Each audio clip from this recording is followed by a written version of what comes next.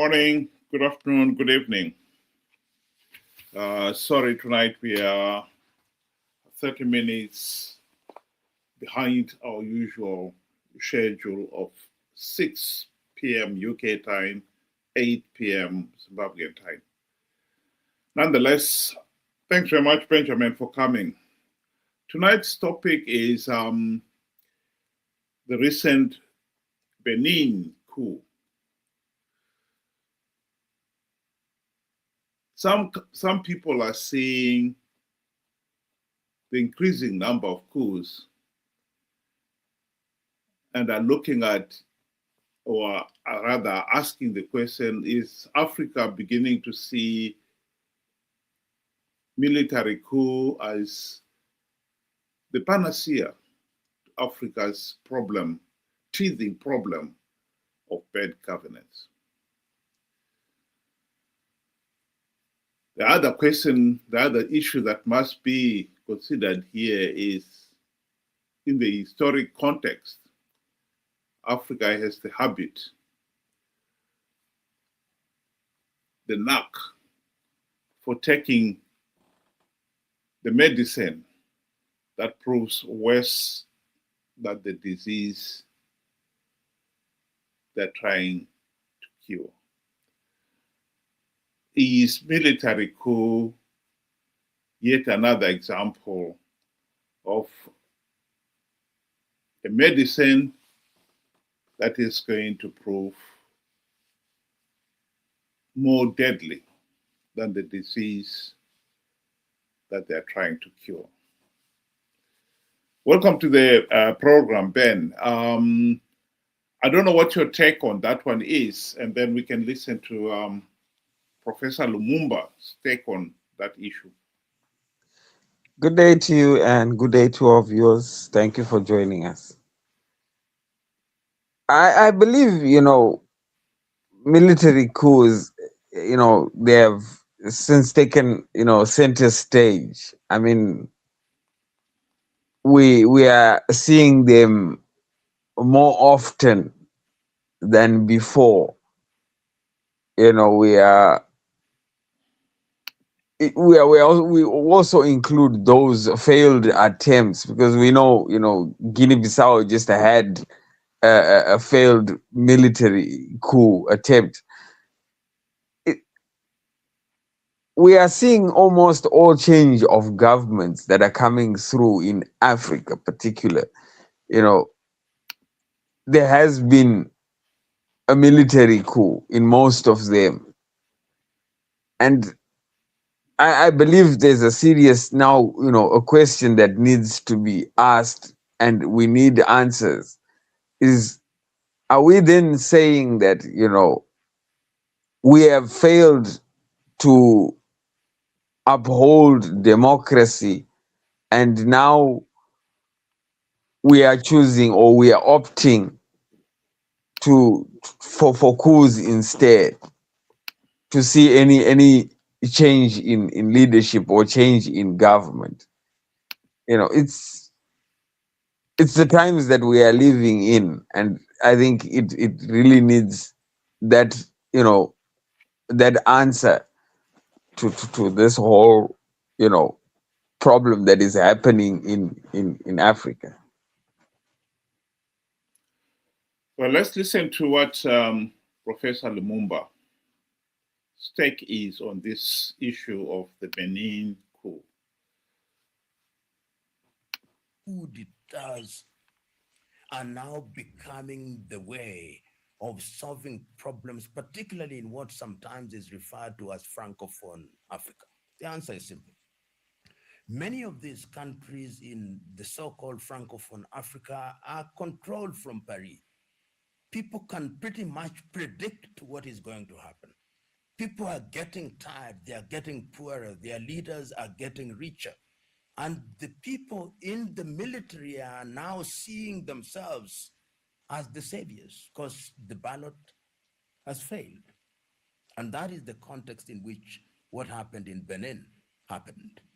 Of course, I know there'll be attempts at sending a very clear message by punishing the coup, those who attempted the coup. But let us not speculate. Let us wait and see. Remember that ECOWAS has found itself in a very difficult situation in the recent past. They have found themselves in a difficult situation in the cases of the coups that we know about in Guinea, in Niger, in Mali, in Burkina, and of course, recently in Guinea-Bissau. And what they have done very quickly without much thought and assessment, in my view, is to say, we are not going to cooperate with you. And how did the Sahelian countries respond? They responded by saying, we are withdrawing from ECOWAS, and they did in the month of January this year. Burkina withdrew, Mali withdrew, and Niger withdrew. And initially what they tried to do, particularly in the case of Niger, was to threaten military action. And they are now coming out very firmly because they fear that if this trend continues, and it may very well continue, then ECOWAS will have very few members, because these countries that are going through these processes will then want to join what they are considering to be a more progressive alliance, which is being created in the Sahel. So ECOWAS is trying to redeem itself by saying we must do something. And you could see that this is much more reminiscent of what they did in the case of Yahya Jammeh in the Gambia. And Nigeria perhaps is a little bit more concerned this time round because this is too close to home. So that you have a situation where in the north you have Niger, and you are now beginning to have attempts which are too close to home. And I think people are getting worried, even in spaces such as Nigeria, because coup d'etats are sometimes copycat. People see it has happened there. The ballot is not working. Why don't we save the people? So they are the latter-day saviors. So we see an attempt at redemption by the ECOWAS group, led as it must be by Nigeria. I'll stop it there. I think my first response to that is to correct the repeated mistake that has been made by many people, which is to claim that the ballot has not worked, democracy has not worked. This is a contradiction. In a country like Zimbabwe, we have all acknowledged, and on this platform we have said it, if we have said it once, we have said it 1,000 times, that Zimbabwe has failed to hold free, fair, and credible elections for the last 45 years. We cannot call the fact that we just hold regular elections, which we all know are flawed, which at the end of the day, we all agree were rigged. And then we turn around and say that's democracy. That is not democracy. We have not paid attention to what is required for a healthy and functioning democracy, and pursued it and made sure that that happened. And then we turn around and say, it's because democracy has failed. I think that is one of the most unfortunate arguments one has heard repeatedly. And some of these people who are saying democracy have worked and a military coup is the answer, they base their arguments on that very point. We've tried democracy, it has not worked. But you have not tried democracy. Some of them you don't even know what constitutes free, fair, and credible elections. And some of them, you have participated in flawed elections when you have been repeatedly warned that, in our case, the ZANU-PF is rigging the elections. And secondly, if you participate, you're only giving legitimacy to the vote rigging ZANU-PF. I think that point must be made and made emphatically clear. Do not pretend that democracy has failed when what you have heard all along is not democratic elections.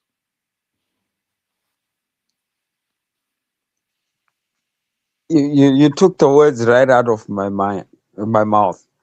You know, there is a very big difference between, practicing democracy and just simply just saying or creating an image.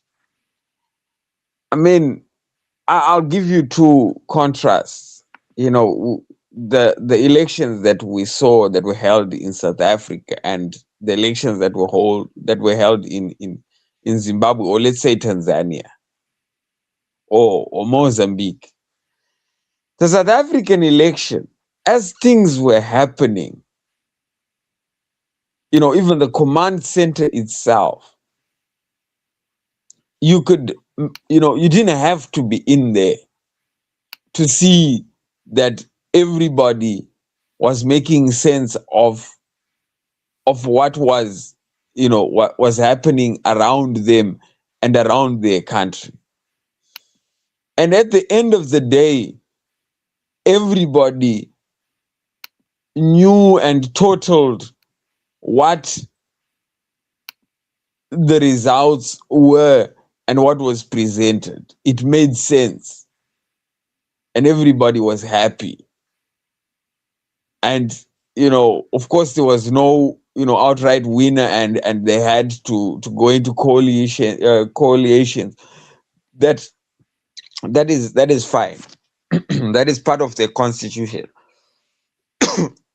In the case of Zimbabwe or Mozambique and Tanzania, the opposition from the very first, word go, they were underdogs. There were police stopping rallies. You had no verified voters roll. You had so many irregularities that even SADC itself, the regional body, could not make sense of what was happening. And in the end, they gave a report to Zimbabwe and said that our elections, they failed to meet up to our own constitutional demands. They failed to meet international demands of free, fair, and credible elections. You go to Tanzania, where the election is happening, people are demonstrating, and all the other opposition parties that were very relevant were either jailed or disqualified. So it was a one-man show. And that one-man horse ran and won by 98%, a figure that has never been heard of before. Go to Mozambique, you find out that Zimbabwean nationals were given IDs to cross over the border and go and vote in Mozambique, and so many other irregularities. You cannot then say in these three countries, Zimbabwe, Tanzania, and Mozambique, democracy has failed. There was never democracy in the first place. Having elections does not mean democracy. Having free, fair, and credible elections means you are practicing democracy, giving people a say, giving people a meaningful say in who governs the country next. So this whole idea to say a military coup is the next step when democracy fails, I think is nonsense. Just because you have bought the wrong shoe size, you cannot totally say that shoes are no good. I mean, you put on the shoe that fits your foot. You buy the shoe that fits your foot. Democracy, there is standards that you need to uphold, to achieve. Now, if you're going to shortchange it, and then you want it to appear, you're only kidding yourself. And this is what most African countries are doing. They simply hold elections just to show the world that, we did it. But at the end of the day, the results were long, concluded. This is the case with Zimbabwe. So many times we've warned on this platform, participating in rigged elections is foolishness. Why? Because ZANU PF already has the outcome. ZANU PF has already won those elections. What you are just doing is rubber stamping and giving it a bill of health to say, well, Zimbabweans accepted it. It's fine. So again, I would say I would disagree with Professor Lumumba there and say we cannot say democracy has failed. We have failed democracy. We have failed to uphold democracy.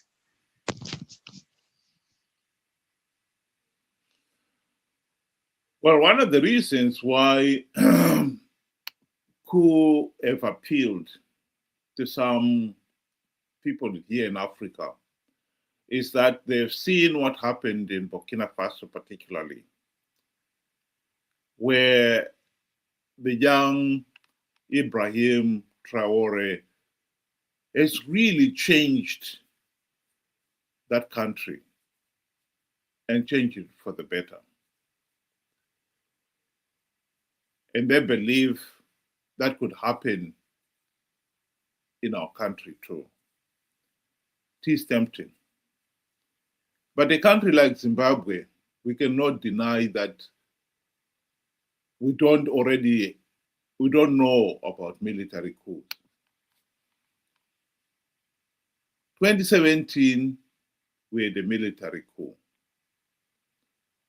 Before that, in 2008, we had the electoral coup, which stepped in to nullify the opposition's electoral victory.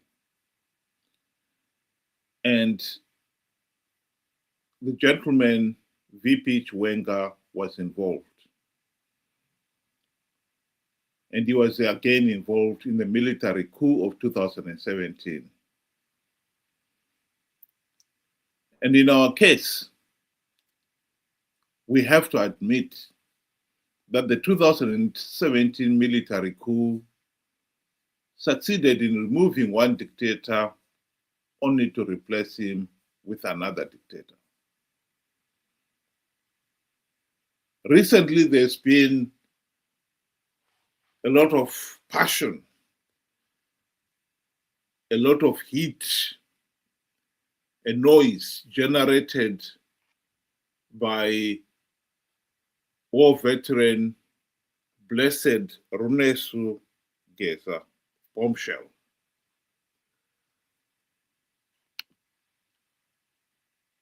In January this year, he was the one who stood up and said to Mnangagwa's proposal to stay in office until 2030, it was bullshit.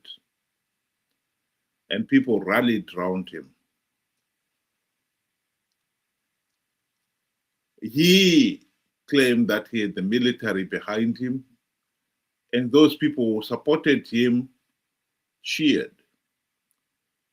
They were willing to see another military coup take place. The only problem with it, of course, as we said at the time, Geza and company, all they wanted to do was replace Mnangagwa with Chiwenga. Chiwenga has a well-documented history He is corrupt, incompetent, and a thug in his own right. Like I said before, he was involved in the electoral coup of 2008, and he was also involved in the military coup of 2017. I said at the beginning of this discussion that Africa sometimes has the habit of taking the medicine that proves to be more deadly than the disease they want to cure. Swapping one dictator for another did not cure Zimbabwe's problem of bad governance. It only gave us one dictator for another and helped perpetuate the dictatorship itself. The so-called Geza revolution would have done no better. It would have replaced one dictator, Mnangagwa, with another dictator, Chiwenga. And certainly in Zimbabwe, a military coup is not the solution. We need to make democracy work. And what is so disappointing about this is that it is not rocket science. We already have said on this platform and on many other platforms, many people have said that you cannot keep on participating in flawed elections because all you're doing is give the process legitimacy. Why would ZANU-PF implement reforms if they can get away with the flawed electoral process? And if you participate, you are giving legitimacy to the flawed process. Both SADC and the AU election observers condemned Zimbabwe's 2023 elections as flawed and illegal. They would have gone one step further and denied ZANU-PF political legitimacy if Zimbabweans had not participated in that flawed election in their millions. And for that, we have to blame Chamisa. Chamisa lied to the people of Zimbabwe, telling them that he had plugged all the vote rigging loopholes. Triple C was going to win big. He was preparing to form the next government because that was God's plan, and God's plan does not fail. He was lying all the time. And the tragedy is the people of Zimbabwe failed to realize it at the time. And many of them, even today, are refusing to accept that Chamisa is a liar and a conman. That presents a serious problem because it means he can repeat it come 2028. We already can say we have had 45 years of rigged elections. That's why we are in this political mess. But if Chamisa is this way, in 2028, the nation will be saying we have had 48 years of rigged elections.